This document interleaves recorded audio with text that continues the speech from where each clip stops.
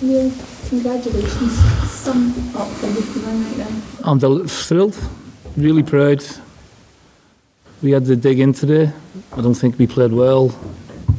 Didn't play well first half. And we had to rely on Fraser at times to make some world-class saves. And then we showed great resilience, great mentality, get the goal. Then there's a red card. And then they have to, dig in again. Mikey got a great chance to make it 2-0. But, I'm sure Rangers will say they had some great chances as well in the game, which they did. So to come through it, to win 10 major trophies is just unbelievable.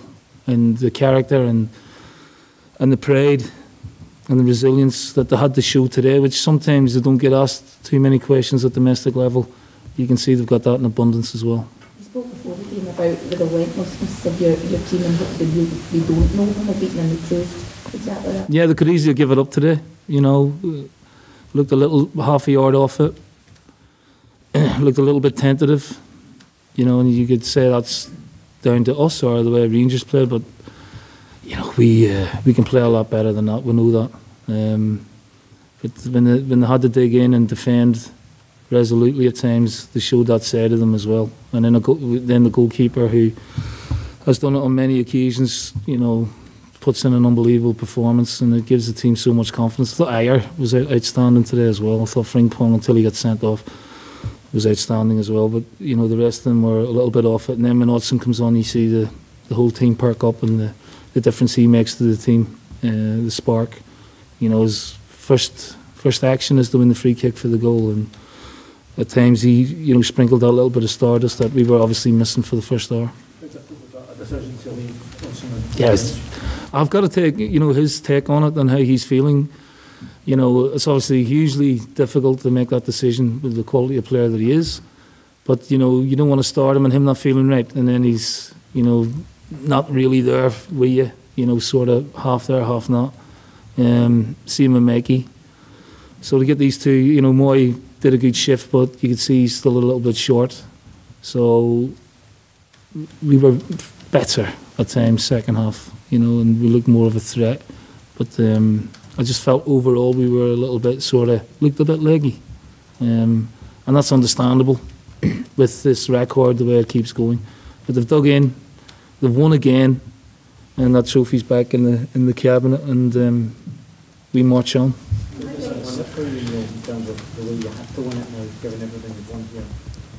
Oh, it's up there, there's many ways to win a game of football.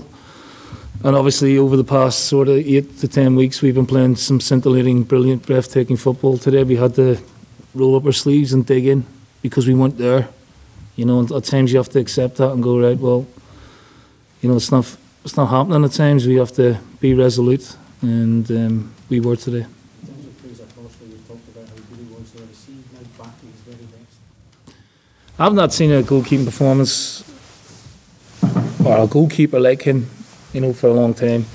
In his first spell here, he did some incredible things, and now he's doing it again in his second spell. We're grateful to have him. He's buzzing and thrilled to be here, and you can see that in his. We needed him today, and he just stood up and made saves that other goalkeepers just can't make. Oh, massive, absolutely massive, massive, huge psychological lift. This is huge today. I would, we'll have a good week this week. Obviously, we've got the Cluj game, but there'll be a few getting a rest. And psychologically, it is a massive shot in the arm for them under the circumstances. I can't comment on that, possibly. Or they may get more motivation from it, but our motivation will be, that's the first trophy in the cabinet, and now, all focus is on the league for, well, at least till the end of March, April. How big is this achievement to get this 10 trophies? I don't know where you would compare it with other clubs around the world or other teams in Scottish football. I'm not really looked into it, but it's incredible. It's easy to give it up. It's easy to think, it's not our day of the day. That's the end of it, but they just won't. It's amazing. They're an incredible group of players. How was Jeremy after? Stopped him in some penalties? Fine. you know, as I said, look, you're outstanding, son. You maybe had to do it. I had no issue with the penalty decision, obviously, and the red card.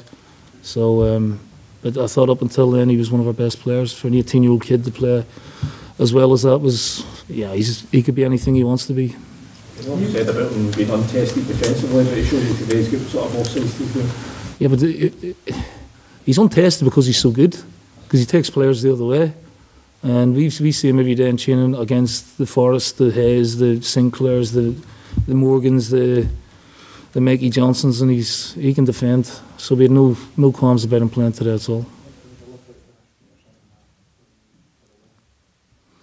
Yeah, I didn't feel like celebrating it because there's still a long way to go in the game.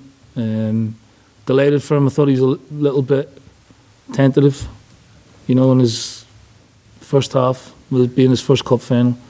But he got stronger and stronger. It's a bit like his Celtic career, really. You know, he started off a little bit tentative, and now he's got stronger and stronger. And for him to score a winner in a cup final for Celtic will do him his confidence the world of good as well. How many?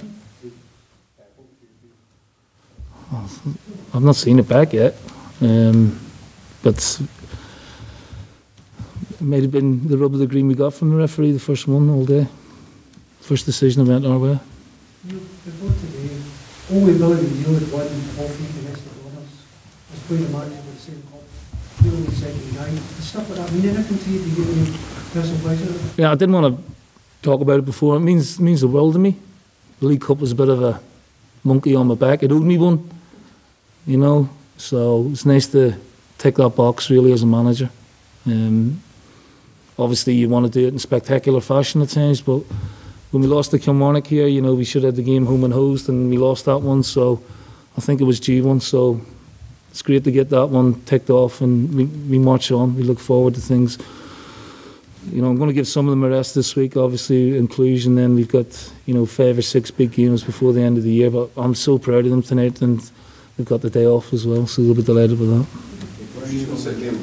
The actual, to win 10 in a row, the actual hunger of the players to not sort of think, oh, we've done enough.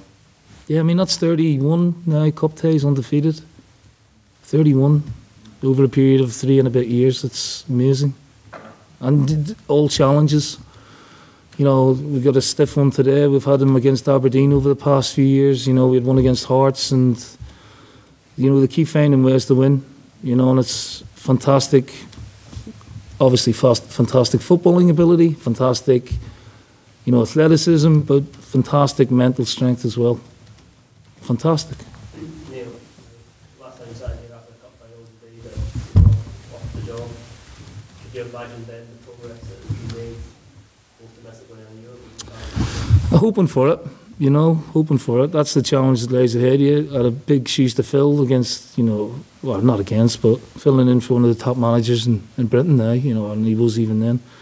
You know, picking up the reins under a lot of pressure. So I'm very proud, but it's the players that do it. You know, I've got a great backroom staff here as well. But they're a wonderful group of players. I'm very lucky to work with them. I enjoy working with them. And they're coming up to all the challenges that are being asked them. The European run was, so far in the campaign, has been absolutely spectacular. They can play better than they played today, we know that.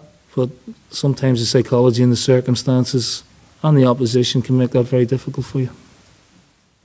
Okay? Cheers.